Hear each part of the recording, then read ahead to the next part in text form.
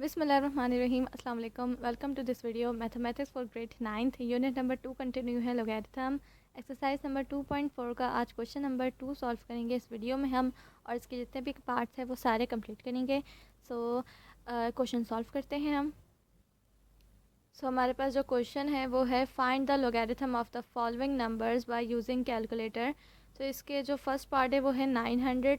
तो इसमें हमें लॉगरिथम फाइंड करना है और यूज़ हमें कैलकुलेटर का करना है। हमें लॉग टेबल से फाइंड नहीं करना, हमें कैलकुलेटर का यूज़ करके लॉग की वैल्यू फाइंड करनी है। ठीक है, तो ये हमारे पास एक फर्स्ट पार्ट है इसका 900। तो इसका हम फाइंड करते हैं अपना सिर्फ सिंपल हमें कैलकुलेटर ही यूज़ करना है और हमें कुछ यूज़ नहीं करना है। इस वाले क्वेश्चंस में जितने भी इसके पार्ट्स हैं ना, उस सब में सिर्फ कैलकुलेटर का यूज़ करके इस क्वेश्चन को सॉल्व करना है। मैं आज आपको बताऊंगी कि हम कैलकुलेटर के ज़रिए कैसे लॉग की वैल्यू फाइंड कर सकते हैं। और हमें लॉग टेबल से तो फाइंड करनी आती है हमें वैल्यू, लेकिन हम लॉग की वैल्यू कैलकुलेटर के ज़रिए कैसे फाइंड कर सकते हैं, तो आज की वीडियो में मैं आपको ये सिखाऊंगी। ठीक है, हमारा ये जो 900 है ये क्या है, लॉग है। और हम यहाँ क्या फाइंड कर रहे हैं, हम लॉग की वैल्यू फाइंड कर रहे हैं। तो यहाँ सिंपल लिख देंगे लॉग 900। ठीक है, अब यहाँ इक्वल का साइन डाल के इसके आगे वैल्यू आ जाएगी हमारे पास, जो इसकी वैल्यू होगी। ठीक है, तो मैं आपको बताती हूँ कैलकुलेटर, ये हमारे पास साइंटिफिक कैलकुलेटर है। ठीक है, इसमें हमने क्या करना है, यहाँ आप देखें हमारे पास लॉग लिखा हुआ है। देखें हमारे पास यहाँ पे लॉग लिखा हुआ है। मैं आपको ज़रा कैमरा और जूम करके बता देती हूँ, आई होप आपको नज़र आ रहा होगा। तो ये हमारे पास लॉग लिखा हुआ है। इस लॉग में हमें क्या करना है, सिंपल पहले हमारी रही स्क्रीन देखें, हमारी स्क्रीन खाली है। उसके बाद हमने क्या करना है, सिंपल ये लॉग को प्रेस करने देखें, ऊपर लॉग आ गया। अब लॉग आ गया, हमारे पास जो क्वेश्चन है वो है 900। तो सिंपल हमने यहाँ जो हमारे पास देखें, ये हमारे पास नंबर्स हैं सारे, इसमें हमने 900 ऐसे लिख देना है। ठीक है, तो ये देखें हमारे पास आ गया लॉग 900, जो कि हमारा लॉग 900 है। तो लॉग 900 आ गया। आगे हमारे पास यहाँ इक्वल का निशान है, देखें इक्वल का यहाँ पे बटन है, इसको दबा देंगे तो ये हमारे पास आ गया, लॉग की वैल्यू आ गई हमारे पास। ठीक है, तो ये हमने कैसे फ़ाइंड किया, ये हमने साइंटिफिक कैलकुलेटर के ज़रिए फ़ाइंड किया। ठीक है ना, तो अब ये जो आप चाहें तो उसकी सारी वैल्यू लिख दें, या सिर्फ पॉइंट के पास से 2 से 3 वैल्यू ले लें। ठीक है, तो यहाँ पे मैं अपनी 3 वैल्यूज़ ले लेती हूँ। तो ये हमारे पास है 2.954।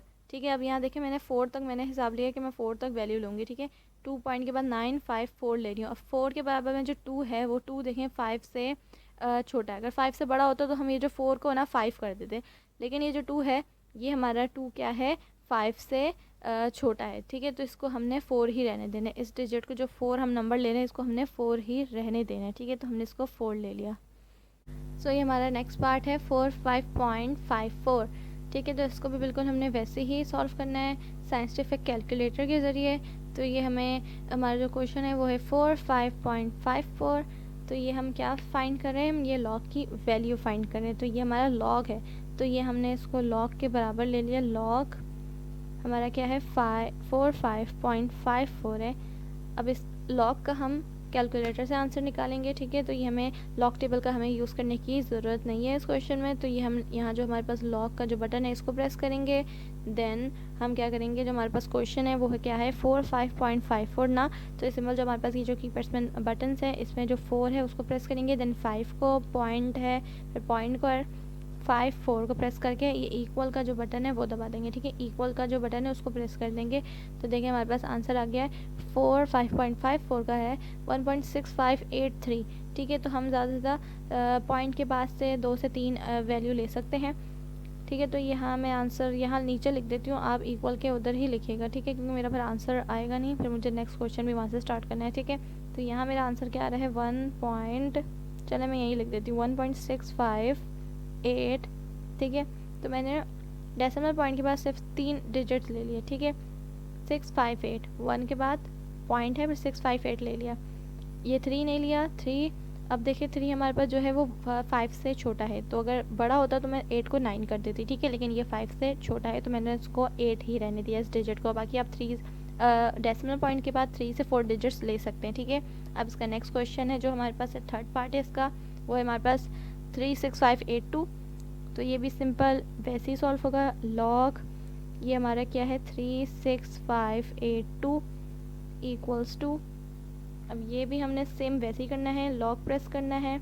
देन हमने क्वेश्चन जो अपना है वो लिख देना है 36582। ठीक है, देखिए हमारे पास आ गया, जो हमने यहाँ लिखा है log 36582, ये कैलकुलेटर में भी हमने लिख दिया log 36582। तो ये इक्वल का बटन प्रेस कर देंगे तो ये हमारे पास आंसर आ गया 4.5632। आगे हम ले सकते हैं जितने भी डिजिट्स, ठीक है, तो मैं सिर्फ 3 डिजिट ले रही हूँ, तो ये आगे हमारे पास 4.563, ठीक है, 3 डिजिट्स मैंने ले लिया। और अगेन हम देखें तो ये 2 5 से छोटा है, 5 से बड़ा होता तो मैं इस 3 को 4 कर देती, यानी कि एक डिजिट आगे बढ़ा देती। तो ये हमारा आ गया 4.563, ठीक है। अब इसका नेक्स्ट पार्ट देख लेते हैं। सो हमारे पास इसका नेक्स्ट पार्ट है 826.3।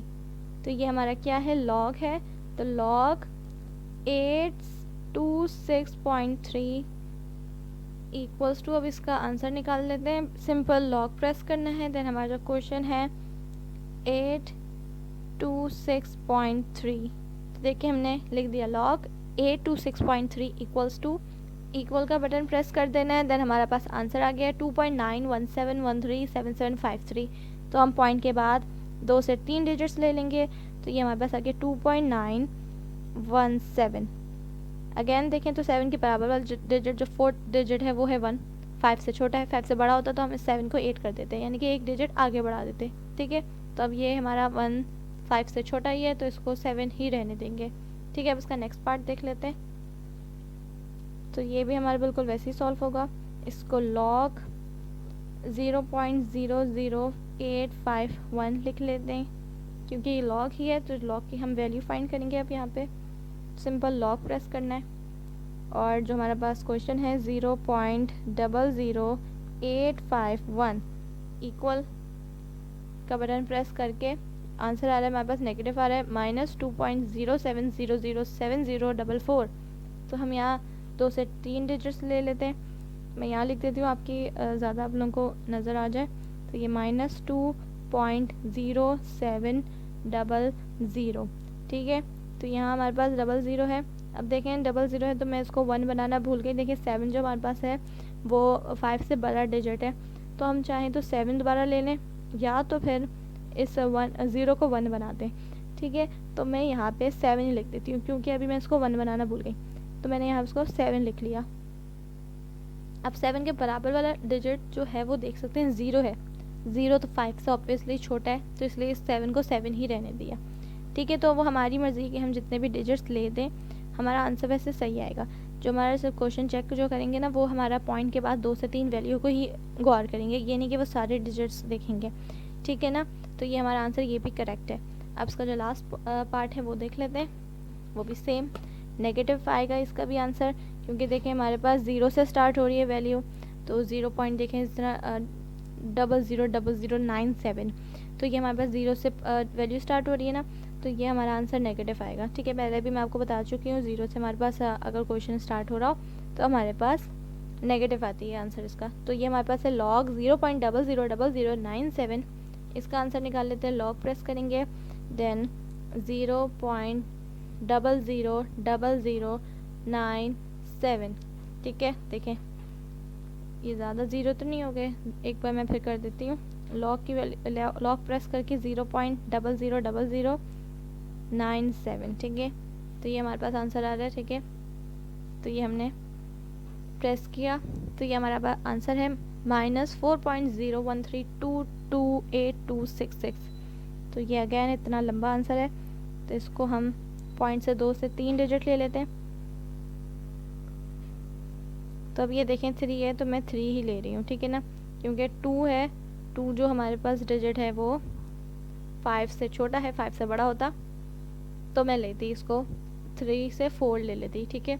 तो ये हमारे पास 2 5 से छोटा है, तो इसलिए मैंने इसको 3 ही रहने दिया। तो ये हमारे पास आंसर आ गया -4.013, ठीक है। अब यहाँ हमारा आंसर कंप्लीट होता है। आई होप आपको समझ में आया होगा। सो हमने इसी तरह कैलकुलेटर का यूज़ करके इसी तरह से सारी जो भी हमारे पास लॉग की वैल्यूज़ है वो फाइंड करनी है। सो आई होप आपको समझ में आया होगा। तो हमें इस क्वेश्चन में लॉग टेबल का यूज़ करने की ज़रूरत नहीं है। सो इसका जो नेक्स्ट पार्ट है वो इंशाल्लाह मैं नेक्स्ट वीडियो में अपलोड करती हूँ। उसमें भी हमें एंटीलॉग फाइंड करना है, वो भी बगैर एंटीलॉग टेबल के और कैलकुलेटर के ज़रिए, तो वो भी हमें साइंटिफिक कैलकुलेटर के ज़रिए मैं आप लोगों को सिखाऊंगी कि वो कैसे फ़ाइंड करते हैं एंटी लॉग। और भी मैंने आपको लॉग फ़ाइंड करना सिखाया है कि हम लॉग कैसे फ़ाइंड कर सकते हैं बगैर उसके लॉग टेबल के और कैलकुलेटर के हेल्प से। सो आई होप आपको समझ में आया होगा। सो आज के लिए इतना ही। अगर आपको कुछ समझ में नहीं आया तो आप मुझे कमेंट सेक्शन में बता सकते हैं, मैं आपको उसके ऊपर वहाँ पे आंसर भी दे दूँगी और उसके ऊपर एक डिटेल वीडियो बना के भी डाल दूँगी। So thanks for watching this video. अल्लाह हाफिज़।